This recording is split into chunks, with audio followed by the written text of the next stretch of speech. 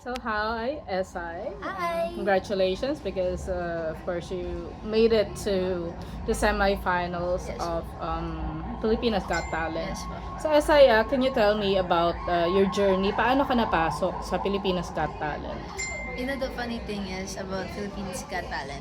Hindi ko po alam na I'm gonna be joining it. But when the day comes of the audition, I just played with my heart and played what I know that I can best portray what my talent is. So, thankfully, nakita nila yung sincerity ng puso ko and sincerity ng talent ko.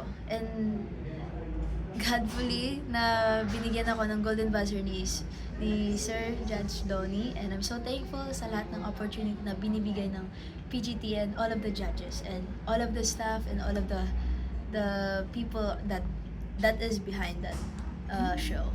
Dumami ba yung gigs mo after mo lumabas sa PGT? Yes, actually, madami po. But before that, we already had multiple shows. But because of this opportunity that came by, na dumadagdag pa yung blessing sa life ko. So, I'm thankful na. Ano yung naging training mo para ma-hone yung talent mo? I never had a trainer. Wala po akong coach. Wala pa po akong... I never have someone nga tuturo talaga. Kasi yung parents ko is mostly dancer. They do not have a music background. Music preferences na sasabihin na, nak, gusto ko to. Ayan. Pero, we tried kasi learn and observe, parang ganon. And, I just do it as my own. YouTube Academy. Ganon lang, YouTube Academy. So, eventually, na-hone lang namin kung ano yung meron sa akin. And then, my parents just supported me and I'm thankful. So, whatever it is, whatever you guys see, it's just from the scratch lang talaga. Na walang expertise na tawag na perma talaga. So, it's the most genuine out of the genuine. Parang ganun sa amin. So, SI, where do you go from here? Do you plan to join other competitions like Tawag ng Tanghalan or The Clash, di ba? Talo naman ang bakod. You know, we'll never know. Kasi I'm fresh out of PGT and I just want to explore what I can do. I'm not in a rush. I trust God's time. So, kung anong mabibigay sa akin na opportunity, I just let it be and let it be what it is.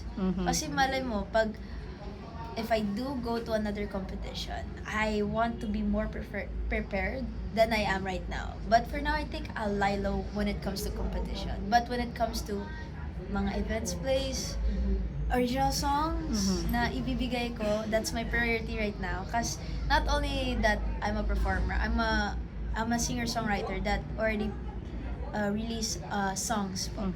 And yeah, that's my main goal for now. Let's see how it goes and just trust God's time. What can you say about the finalists naman? Particularly yung nag-viral, si Cardong Ayun. Trumpo. You know what? I don't regret anything. Kasi we were lined up and I see na kung ano yung percentage. I was like, wow. Kasi Ma'am Eugene was right. Everybody was right. He's the face of the Philippines Got Talent.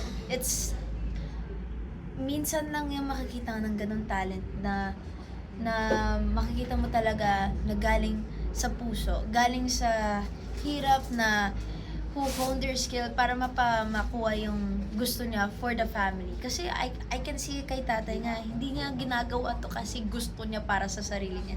Ginagawa niya kasi gusto niya para sa pamilya, sa dreams niya na hindi niya naabot nung kabataan niya. But ngayon nakikita na kasi it's his time.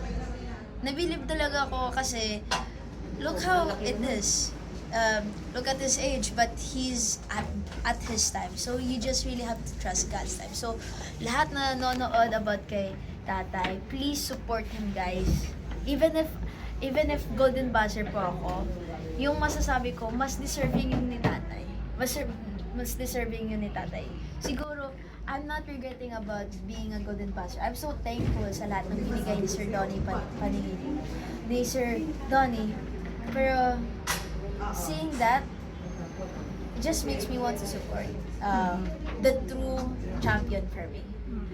And to those who are still competing in the finals, I just wish them good luck. Lahat na, hindi lang ako biased kay Tatay Trompo. But of course, sa lahat ng makikita ko doon, it's just that he's unique for me. And go for it, Tay. Nandito pa si Team SI nagboboto sa'yo. So, yan.